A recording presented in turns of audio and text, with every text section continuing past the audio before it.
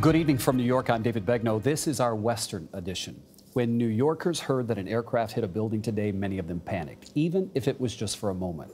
That's what life after 9/11 is like in New York.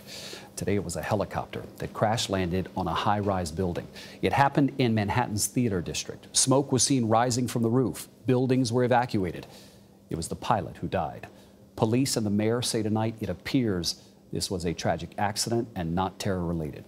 Jericka Duncan is there. Central, looks like it's coming from a building on 7th Avenue. We're trying to confirm. Reports of a fire on the roof of 787 7th Avenue flooded phone lines just before 2 this afternoon. He's confirmed it's a helicopter on the roof of the location at this time.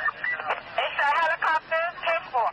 As people poured from the 54-story office building and others nearby, emergency crews rushed in. I feel this rumble, you hear a bam, and then my chair moved a little bit, and I'm wondering, well, what's going on? These photos show the smoldering scene, parts of the helicopter reduced to rubble. The pilot, Tim McCormick, was flying this private helicopter at a high rate of speed through low clouds and heavy rain, crashing through airspace restricted due to its proximity to Trump Tower. NYPD Commissioner James O'Neill. The helicopter took off from the 34th Street heliport, and about 11 minutes later crashed on the roof across the street from where we are now. McCormick was killed. The airport manager where he's based says he was an experienced pilot and very well respected in the aircraft community. New York City Mayor Bill de Blasio says there is no indication that this was an act of terror. But Governor Andrew Cuomo said what many were feeling. If you're a New Yorker, you have a level of PTSD, right, from 9/11. And I remember that morning all too well.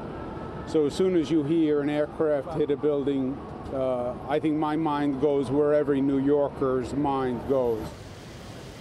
And when you really think about it, this was an impressive response. Firefighters say they were here within 4 minutes of those initial calls. And get this, they were able to get water 700 feet up to the 50th floor where the helicopter was on fire. David, due to evacuations and even street closures as we speak, there are several businesses that were forced to shut down tonight. Jericka Duncan on the scene tonight. Thank you, Jericka.